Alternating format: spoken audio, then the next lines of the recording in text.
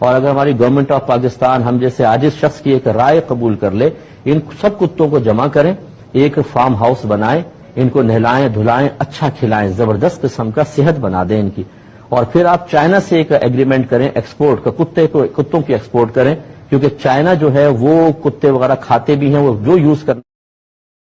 इस वीडियो को आप 1 मिनट स्किप करके भी प्ले कर सकते हैं। नमस्कार दोस्तों, कैसे हैं आप लोग। हम फिर से वापस आ चुके हैं एक नए वीडियो के साथ। तो गाइज, अगर आपने अभी तक हमारा चैनल सब्सक्राइब नहीं किया है तो प्लीज़ सब्सक्राइब कर लीजिए और इस हमारी बेल आइकन को भी दबा दीजिए। इस वीडियो को लाइक करिए, कमेंट करिए और अपने फ्रेंड के साथ, फैमिली के साथ इस वीडियो को शेयर करिए। गाइज, हम बहुत सारे वीडियोस आपके लिए लाते रहते हैं, पूरे न्यूज से रिलेटेड जो भी वायरल मटेरियल होता है, जो भी बड़ी-बड़ी डिबेट होती है, सबका हम आपके लिए प्रॉपर वीडियो लाते रहते हैं। हम आपको एक वीडियो और दिखाते हैं और ये जैद हामिद साहब की है। जैद हामिद साहब आप सब जानते ही हैं कि अक्सर वो ग़ज़वा-ए हिंद करने के चक्करों में घूमते रहते हैं। उन्होंने एक बार एक पिक्चर भी लगाई थी जिसमें वो पूरा वो आर्मी का उस तरह का ड्रेस पहन के खड़े हुए थे और लग रहा था कि बस अभी तलवार लेके निकलने ही वाले हैं। तो देखिए जरा उनके दिल में कितनी नफरत है, और यही नफरत अनफॉर्चुनेटली पाकिस्तान में मदरसों के जरिए बच्चों तक के दिलों में भर दी गई है। लेकिन हम पहले सुनते हैं कि वो क्या कह रहे हैं। दानिश, आप अगर सच्ची बात हमसे पूछते हैं कि मैं अल्लाह से दुआ कर रहा हूं कि अमेरिकन वहां से निकलें और इंडियंस को वहां छोड़कर जाएं। बहुत अरसा हो गया है कि अफगानिस्तान में हमने हिंदुओं का कत्लेआम नहीं किया। तारीखी तौर पर यह हमेशा हुआ करता था, जिसी वजह से अफगानिस्तान के पहाड़ों का नाम हिंदू कुश रखा गया है। हिंदू कुश का मतलब है हिंदुओं को कत्ल करने वाली जगह, वो जगह जो हिंदुओं को कत्ल करती है। तारीखी तौर पर जब भी हिंदू अफगानिस्तान में दाखिल हुए हैं, इनको वहां जिबा किया गया है। और हम दुआ कर रहे हैं अल्लाह से कि अमेरिकन निकलें और अफगानिस्तान में अपनी जगह पे बनिए को छोड़कर जाएं। फिर उसके बाद बनिए के साथ हम वो करेंगे कि बनिया उसके बाद अगली 1000 साल की तारीख में अफगानिस्तान और पाकिस्तान की तरफ निगाह उठा के नहीं देखेगा। आपने देखा किस तरह की बातें की जाती हैं, और बड़ा अफसोस है, मुझे बहुत अफसोस है कि पाकिस्तान में इस तरह के लोग भी मौजूद हैं और बहुत बड़ी तादाद में मौजूद हैं जो किसी भी दूसरे रिलीजन के लिए इस किस्म की बातें करते हैं, इस किस्म की नफरत रखते हैं, इस किस्म की बातें कि आप उनको मार देने के लिए तैयार हैं। आपको किसने राइट दिया, आप होते कौन हैं? और इनकी इन बातों को अजीब सी चीज़ है कि ह्यूमन राइट्स वाले भी नहीं सुन रहे, वरना अभी तक तो इनकी चितरौल हो जानी चाहिए थी। वैसे ये वही जैद हामिद साहब हैं जो सऊदी अरब में जिनको कोड़े पड़े थे, इन्हीं करतूतों की वजह से इन्होंने सऊदी अरब में जेल भी काटी है, और सऊदी अरब वालों ने इनकी तशरीफ पे या इनके पिछवाड़े पे रख रख के कोड़े भी मारे थे। लेकिन लगता है कि दिमाग इनका अभी भी ठीक नहीं हुआ है और ये अभी भी उसी किस्म की बातें कर रहे हैं।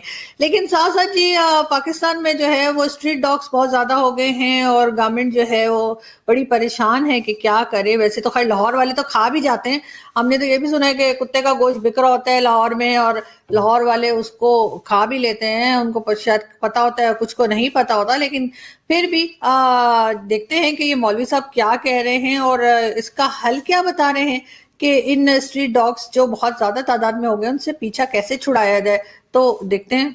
छोड़ दें, और अगर हमारी गवर्नमेंट ऑफ पाकिस्तान हम जैसे आजिज शख्स की एक राय कबूल कर ले, इन सब कुत्तों को जमा करें, एक फार्म हाउस बनाएं, इनको नहलाएं धुलाएं, अच्छा खिलाएं, जबरदस्त किस्म का सेहत बना दें इनकी, और फिर आप चाइना से एक एग्रीमेंट करें एक्सपोर्ट का, कुत्तों की एक्सपोर्ट करें, क्योंकि चाइना जो है वो कुत्ते वगैरह खाते भी हैं, वो जो यूज करना चाहें।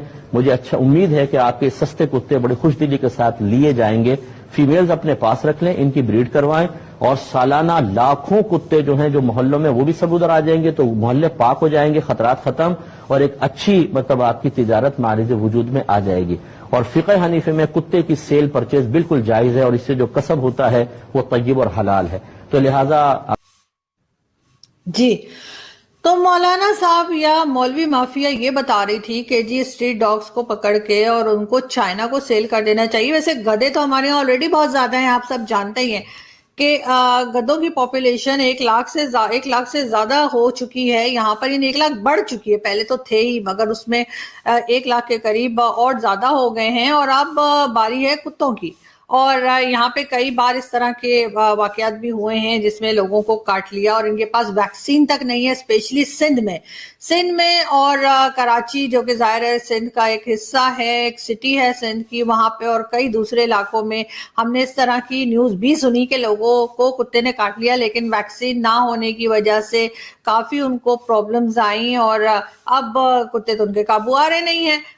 गधे भी बड़े हुए हैं, जाहिर है गधे तो हमारे आपने देखा पार्लियामेंट में भी बहुत बैठे हुए, लेकिन कुत्ता तो उनको नहीं बोला जा सकता ना। लेकिन कुत्तों को कहा, मौलवी साहब बता रहे हैं कि जी इस्लाम में जायज है कुत्तों को भेजना, तो आपको मैं ये कह रही हूँ मौलाना साहब के कुत्ते तो आप लोग खा भी जाते हैं, चाइना को देने की क्या जरूरत है, खुद ही खा पी के खत्म कीजिए। वैसे भी लाहौर क्या हर जगह ही, वैसे लाहौर ज्यादा मशहूर है कि कुत्ते का गोश्त बेचने के लिए, लेकिन मेरा ख्याल है कि हर सिटी में जो है वो आजकल कुत्ते का गोश्त बिक रहा है पाकिस्तान में बड़े धड़ल्ले के साथ। और अब इन्होंने एक नई इकोनॉमी, अब यही रह गया इकोनॉमी को ठीक करने का तरीका खान साहब के पास, इमरान खान साहब के पास, कि कभी वो गधे बेचेंगे और अब वो कुत्ते बेचने पर उतर आएंगे। तो खैर देखते हैं कि खान साहब इनकी जो एडवाइस है उसको मानते हैं या नहीं मानते। हम जी चलते हैं दूसरी वीडियो की तरफ और इसमें ओलंपिक गेम्स दिखाए गए हैं जिसमें कि अफगानिस्तान के जो एथलीट्स हैं वो हिस्सा ले रहे हैं। देखते हैं कि क्या खेल के आ रहे हैं ये लोग। Big games. On your mark. Get set.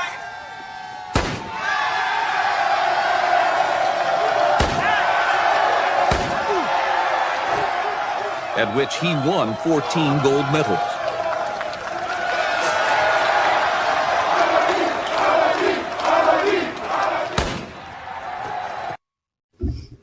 जी तो देखा आपने, अब शायद लगता यही है कि अफगानिस्तान में कुछ इसी किस्म की स्पोर्ट्स होंगी, कुछ इसी किस्म का हम जो है देखेंगे उनको ओलंपिक्स में जाते हुए। लेकिन साथ साथ खैर हम न्यूज भी आपको बताते जा रहे हैं और जैसे कि हमने आपको दिखाया था कि ये खान साहब ने पोस्टर्स बनाए हैं जो किसी भी कंट्री के कोई प्राइम मिनिस्टर हो या किस प्रेसिडेंट हो या किसी भी तरह के गवर्नमेंट में से रिलेटेड लोग हों, वो जब खान साहब को कॉल करते। तो दोस्तों ये वीडियो यहाँ पर होता है खत्म, आप यहाँ से ये वीडियो छोड़कर जा सकते हैं। इस वीडियो में आपने देखा बहुत सारी चीज़ें देखी होंगी, लेकिन मेरा बेसिकली फोकस था पाकिस्तान के जो मौलाना साहब का एक नज़रिया है, मतलब पाकिस्तान कुत्ते बेचकर पैसे कमा सकता है। तो आप समझ सकते हैं दोस्तों, मदरसे से यही वाला ज्ञान मिलेगा आपको, इसी ज्ञान से आपकी इकोनॉमी जाएगी ऊपर। यही लोग हैं जिन्होंने भारत में, मतलब इनका क्लेम है कि इन्होंने भारत को सोने की चिड़िया बनाया। भारत की, आपको इंडिया में सुना होगा ना आपने लोगों से कि भारत की इकोनॉमी, अर्थव्यवस्था, जीडीपी, मतलब 1500 ईस्वी में भारत की जीडीपी दुनिया की, समझ रहे हो आप, सबसे मतलब स्ट्रॉन्ग जीडीपी थी। तो आपको भी पता उस टाइम पे क्या था और क्या नहीं था, और उससे पहले क्या था क्या नहीं था। तो इस तरीके के लोग ऐसे ही बात करेंगे और उनके पूर्वजों ने भारत की जीडीपी सबसे मतलब स्ट्रॉन्ग बना दी। हालांकि मैं इस चीज में तो एक बात क्लियर कह देता हूँ, इधर वो इंडिया का हो, मुसलमान हो, पाकिस्तान के मुसलमान हो, उनकी इन चीजों में सोच एक ही रहती है। आप कुछ भी कर लो, यहाँ पर अगर कोई सुन भी रहा है तो कमेंट भी करेगा, वो अंदर से दिल में हाथ रख के बोले तो वो एक ही सोच है। मैं बता रहा हूँ, ये जो मुगल और ये सब इनको फलाना ठिकाना को लेकर। तो दोस्तों अब जो मौलाना साहब है, इनका कहना है कि मतलब जो पागल कुत्ते हैं, जो मतलब कुत्ते हैं, हालांकि मैंने एक चीज़ सुना है कि चाइनीज़ तो सुअर भी खाते हैं, लेकिन पाकिस्तान में सुअर नहीं है, ऐसा मैंने सुना है। वहाँ पर सुअर की सारी नस्ल को ख़त्म कर दिया, क्योंकि इस्लाम में सुअर को मतलब बहुत ही ज़्यादा वैसा माना जाता है, क्या कहते हैं, हराम माना जाता है, और सुअर का मांस आप नहीं खा सकते हो, ऐसा कुछ माना जाता है वहाँ पर। तो गाय का तो ये खुशी से खा सकते हैं, लेकिन सुअर का नहीं खा सकते हैं। तो आपको भी पता है इस तरीके का सिस्टम है यहाँ पर।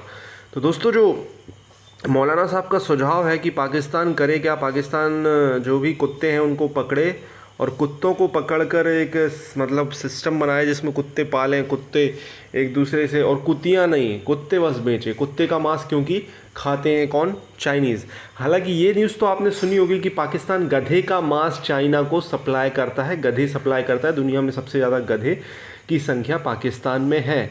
तो अब गधे के बाद कुत्ते का भी नंबर आ गया है, पाकिस्तान के मौलाना ऐसा कहते हैं। और शायद हो सकता है कुछ दिन में, आने वाले कुछ दिनों में इमरान खान इस पर कुछ विचार करें और पाकिस्तान में जो हैं कुत्ते उन पर मतलब इस तरीके का कुछ कर सकते हैं, मतलब व्यापार कर सकते हैं। आपके क्या कमेंट है, कमेंट बॉक्स में ज़रूर लिखें। इस वीडियो में आपने देखा, दूसरा था वीडियो जो मैं उस पर फोकस करना चाहूँगा, जैद हामिद का। ज़ैद हामिद का जो ये इंटरव्यू है ये लगभग 2009 का इंटरव्यू है। तो ये आप समझ सकते हो ये तब से तालिबान को सपोर्ट कर रहे हैं, तालिबान को स्ट्रॉन्ग कर रहे हैं। और तालिबान के जो लड़ाके हैं, अगर आप उनके गन पकड़ने का स्टाइल देखें तो वो लगता है कि इनको कहीं ना कहीं प्रॉपर मिलिट्री ट्रेनिंग मिली हुई है, क्योंकि वो एक ऐसा मतलब ऐसा कुछ लग नहीं रहे। अगर आप वो एक राष्ट्रपति भवन में जो अफ़गानिस्तान का है वहाँ पर जो पीछे खड़े हुए लड़ाके, अगर उनका गन पकड़ने का आप स्टाइल देखें, सारों का स्टाइल एक सा है। ऐसा लग नहीं रहा कि वो कोई अनाड़ी हैं या कोई नॉर्मल लोग हैं। उनको प्रॉपर ट्रेनिंग दी गई है पाकिस्तान में, उसके बाद ये सब चीज़ें हुई हैं। हालांकि मैं इस बात को लेकर भी बड़ा चिंतित हूँ कि अफ़गानिस्तान के कैसे लोग हैं, कैसे फट्टू लोग हैं। जो 3 लाख की आर्मी है, अगर उसमें से 50,000 लोग भी अगर भिड़ना चाहते तो इतना जल्दी तो कब्जा नहीं होता, इतना जल्दी कहीं से भी कब्जा नहीं होता। हालांकि ये भी है कि लीडरशिप भी उनका जब वीक है, वो भाग गया, तो फिर ये सब चीज़ें तो होनी ही थी। तो दोस्तों ये वीडियो यहाँ पर होता है खत्म। प्लीज़ चैनल को सब्सक्राइब करें, वीडियो को लाइक करें।